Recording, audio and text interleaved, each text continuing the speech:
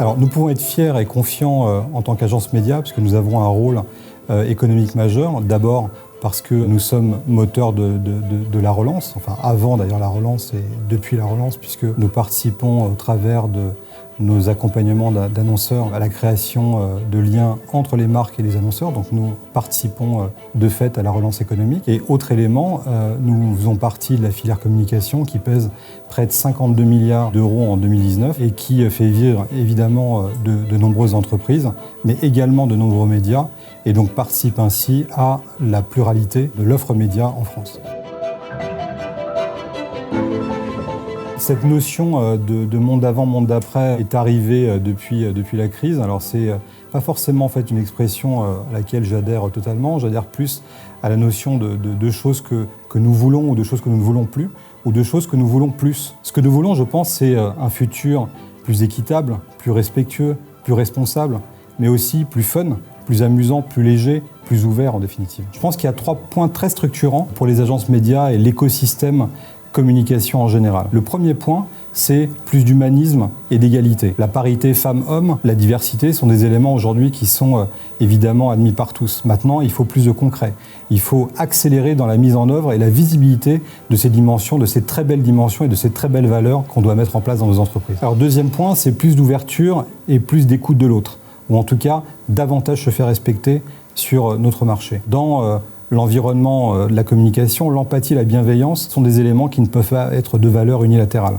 Il faut effectivement que tout le monde y participe. On doit être plus dans une logique d'écoute, de collaboration, d'entraide, plutôt que d'être dans des rapports conflictuels. Un premier exemple, c'est la relation agence-annonceur, dans laquelle effectivement il serait plus vertueux collectivement d'être dans des logiques de moins d'appels d'offres qui ont une finalité de baisse de coûts et des réflexions communes plus axées sur l'impact business pour le service des marques de nos annonceurs, avec des organisations différentes, avec des intégrations créa média par exemple.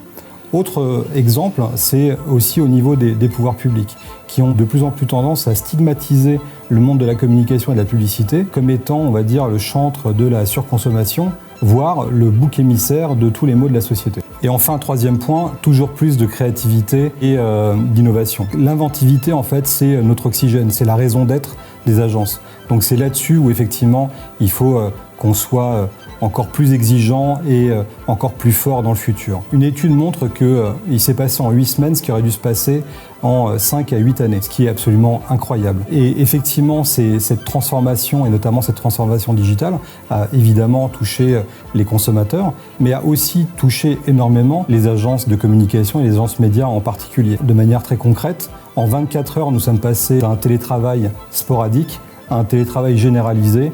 Et en plus, c'est dingue, ça a marché. On a complètement réussi en fait à se réinventer. Et en fait, c'est cette capacité de rebond, cette capacité de résilience, de réinvention qui est absolument formidable dans notre métier et sur laquelle en fait je pense qu'il faut qu'on continue à cultiver et à explorer et exploiter, on va dire, toutes les facettes de cette inventivité, de cette créativité. Typiquement, l'intelligence artificielle, la data sont les nouveaux accélérateurs du futur des agences médias. Donc il faut aussi le faire avec intelligence, avec modération, avec une certaine forme de maîtrise. À titre d'exemple, toutes les boîtes de tech sont devenues un peu le nouvel or noir. En 2020, sur les 8 plus grosses capitalisations boursières, 7 sont des compagnies de la tech. Donc clairement, c'est évidemment le nouveau nerf de la guerre et les entreprises avec lesquelles nous devons penser et travailler ce futur. Pour conclure, je dirais que la filière de communication et les agences médias peuvent être fiers de leurs atouts, fiers de leur bilan et surtout confiantes par rapport à l'avenir qui se dessine. Et elles peuvent être d'autant plus confiantes si elles l'abordent les pieds sur terre et la tête dans le cloud.